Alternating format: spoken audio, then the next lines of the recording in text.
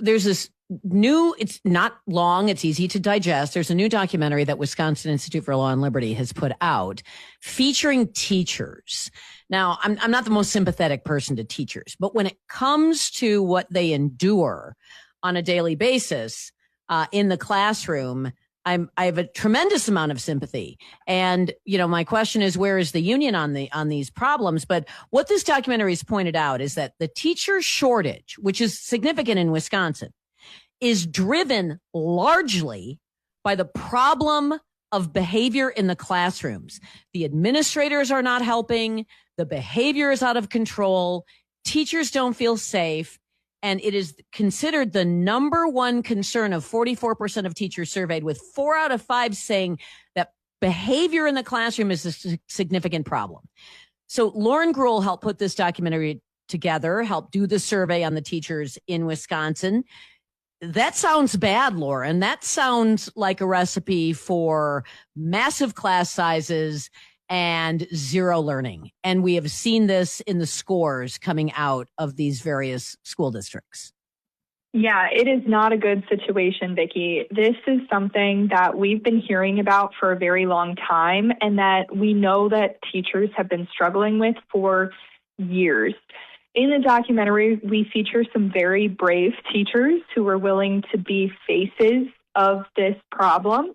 But I spoke personally with dozens of teachers across our state who were expressing some pretty horrific conditions, and those conditions are not being addressed by the administrations in their school districts. And a lot of the reason for that, or one of the reasons that we're hearing over and over again, is that it messes up the statistics. Schools don't want to have to put out numbers of higher suspensions, higher detentions, higher expulsions. And there's also some lingering fear of disparate impact from the Obama administration, which isn't great. So teachers are being encouraged not to report these things, or if they do, the administration is taking a restorative justice approach and giving the kid a snack, a reward basically for bad behavior, and sending them right back to class. So teachers don't feel supported. They don't think that they can do anything in their classroom, and it's gotten so far out of control that a lot of teachers are just up and leaving the profession, as you mentioned. I actually spoke to a teacher just a few weeks ago here, and she said that she was in the Air Force. She started teaching in the late 90s. And in 2004, she actually went back into active service and was deployed to Iraq because she said she felt safer in a war zone than being in a public school. She can shoot back. Yeah. In a war zone, you can fight back. You can't. So this is the thing. I looked up retention numbers in Wisconsin. It's shocking. It's actually shocking. 8-year retention in Wisconsin is 52%. 52%. So from year one, only 52% of teachers are still employed in public schools by year 8. 52%. That's a massive retention problem. That has nothing to, by the way, it's not income based. None of these teachers are saying, oh, it's the pay. It isn't the pay. It's the problems in the classroom. And it's not just Milwaukee. I know a woman who taught in Baraboo. You feature people from Kenosha. There are people from school districts you would never imagine have this problem. But the administration says restorative justice, not discipline. And so that means act out in the classroom, tell the teacher off, punch a student, get into a fight, attack the teacher, and you're not going to be punished for it. What if you're a teacher that you are a sitting duck? No wonder people quit, because when you have no authority and you're at risk of being attacked yourself, especially if you're a female teacher, forget about it. Yeah. Well, and some of these kids, we're talking sometimes about elementary school grades, which isn't great either because they're going to grow up learning that there's no consequences for their actions.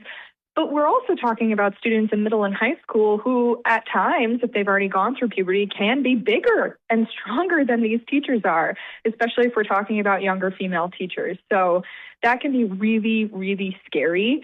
You can see in our documentary there are instances where teachers have been injured intervening in these fights. And these are things that just, it doesn't really feel like politicians care about or are talking about. Nope. Back in November, there was a bill introduced to address some of these problems. It was a Republican bill, passed the Assembly, passed the Senate with bipartisan support. And on March 27th, Governor Evers actually vetoed it. So there was an opportunity to address some of these problems. And Governor Evers just decided, screw the teachers. Yes. So why? Where is WEAC? Was WEAC a sponsor of the bill? No, they were against the bill. Where's the union? Where's MTI? Where's, MTEA? Where's WEAC? Where's NEA for Wisconsin teachers? They're not even, they don't even talk about this stuff. So the administrators seem to be the ones working with the unions while the unions are collecting dues from the teachers. It seems to me they don't have representation by their union either. So who's for the teachers? Every single time we talk about scores, we talk about reading and math, and we talk about functional illiteracy. The subtext is, of course, the teachers stink. But at the same time, if the teachers are not permitted to teach, instead they're just sitting there and they're dealing with nonstop chaos, then maybe we shouldn't be blaming the teachers entirely.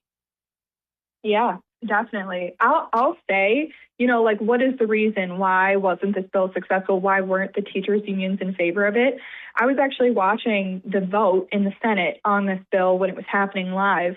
And LaTonya Johnson, one of the senators, I think she is in Milwaukee, one of the Milwaukee representatives, she says in this meeting, I have teacher friends. I could never be a teacher. One of my friends actually got their arm broken, but I'm not going to vote for this bill, in part because of funding. So it all comes back to just dumping money into a broken system that isn't actually going to fix any of the problems. So she has teachers in Milwaukee who had their arm broken in the classroom. Milwaukee's probably the worst school district for this. But again, I have a friend who worked in Baraboo, 12-year-old kids. Much larger, by the way, and stronger than she was.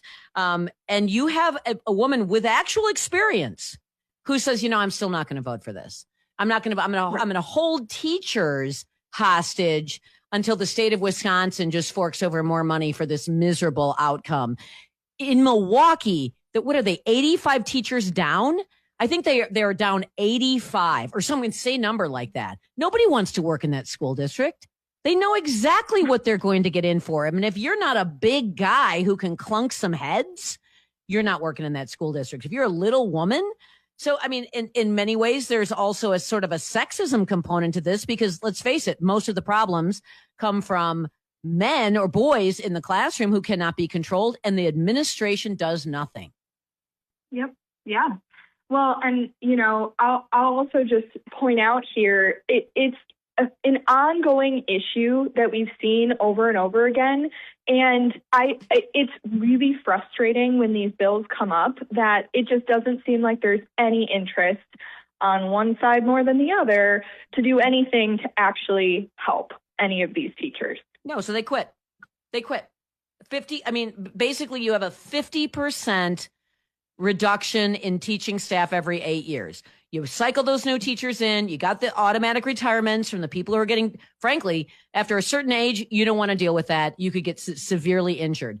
But your young people coming out of the schools of education, all gung-ho, they're like, nah, I'm done. Even, it's not like I'm getting too old to deal with this stuff. They're young. They're physically young. They're physically active. So what did you find? I mean, you're talking to teachers from all over Wisconsin. You weren't just talking to Milwaukee or Madison, or weren't just talking to Racine. Why won't they put their faces on camera? Why can't you use their names? Why did they tell you they didn't want you to identify them? Yeah, the number one reason was retaliation from their current district.